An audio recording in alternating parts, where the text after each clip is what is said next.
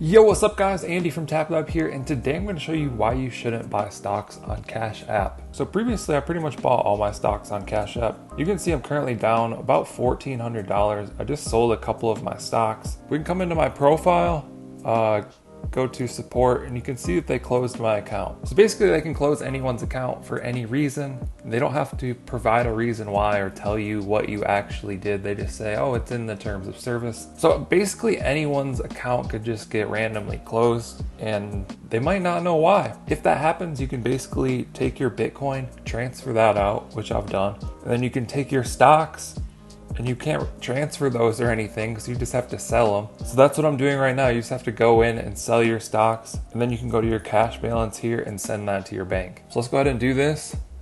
I have nothing else that I can do. I'm now just gonna store them in here when they've banned my account and stuff, you know? So there we go.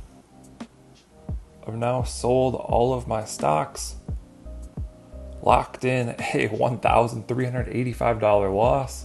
You know, I wanted to hold my stocks long term, but I'm not going to hold them on an app where my account is closed or terminated. That just doesn't sound safe to me. And the bad part about this is if you make money and then your account gets closed, then you're forced to sell your stocks and you have to pay taxes and stuff on that if you made money. So it's just not a good situation to be in. So I don't advise using stocks on Cash App. I guess the same thing could happen with other apps too, like Robinhood or wherever you buy stocks. So I don't know how to avoid that. For Bitcoin, at least you can just transfer it out. You don't have to sell it. But yeah, now I just need to cash out my money.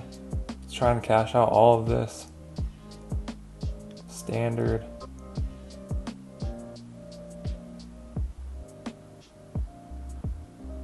And we're done. It's the end of Cash App.